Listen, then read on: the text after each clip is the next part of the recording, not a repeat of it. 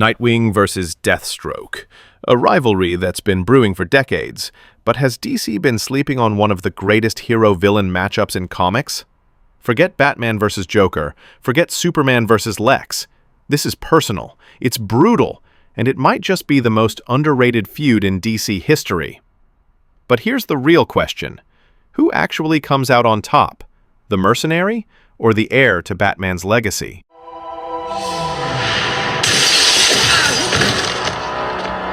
Bad day, Nightwing. It's about to get worse. Nightwing and Deathstroke didn't start out as enemies. In fact, when Dick Grayson was still Robin, Deathstroke wasn't even gunning for him. He was after the Teen Titans. It all started in the New Teen Titans #2 back in 1980. Marv Wolfman and George Perez introduced Slade Wilson, a super soldier, tactician, and master assassin who could go toe-to-toe with entire teams. What made it interesting? Deathstroke wasn't just some random villain. He was tied into the Titans' lives through family drama, betrayal, and manipulation. And Dick? He became the heart of the Titans. Right from the jump, Slade and Dick were set on a collision course. If there's one storyline that cemented this rivalry, it's the Judas contract. This is where things got personal. Deathstroke didn't just try to take the Titans down with brute force. He used Tara, a teenage girl who infiltrated the team, betrayed them, and broke their trust. This wasn't just villain versus heroes, it was psychological warfare. And who was left standing to pick up the pieces? Dick Grayson. This is also where Robin shed his skin and became Nightwing for the first time. Fans debate this to this day. Was Deathstroke the reason Dick finally stepped out of Batman's shadow? Would Nightwing even exist if not for Deathstroke's betrayal in Judas contract? Here's where it gets deeper. Batman is defined by the Joker. Superman is defined by Lex Luthor. But Nightwing? His mirror isn't Joker, it isn't Two-Face. It's Deathstroke. Both men are leaders, tacticians, and products of fatherhood gone wrong. Bruce raised Dick under strict discipline, molding him into a soldier. Slade, on the other hand, destroyed his own children, Grant, Jericho, Rose, through manipulation and violence. One raised a family, the other broke one apart.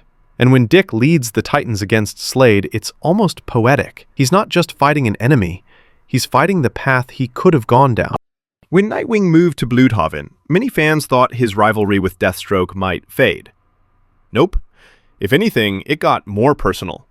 In arcs like City of Assassins, Slade shows up to test Dick one-on-one. And here's where the fan debate heats up. Did Nightwing actually surpass Slade? Writers sometimes flip-flop. In some arcs, Slade wipes the floor with Dick, proving he's still the master mercenary. In others, Dick holds his own, even outsmarting Slade when brute force wasn't enough. Was this just plot armor? Or did Nightwing genuinely outgrow Slade by this point?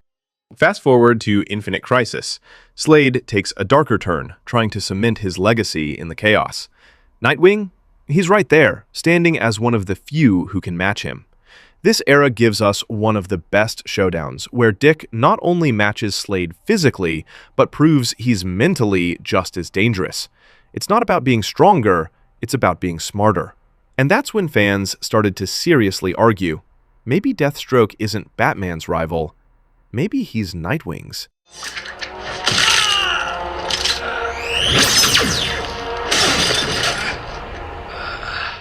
Then comes Damian Wayne. Suddenly, Dick isn't just fighting Slade, he's stepping into Bruce's shoes as Batman, with Damian as his Robin. I have a kid here. Says he's your son.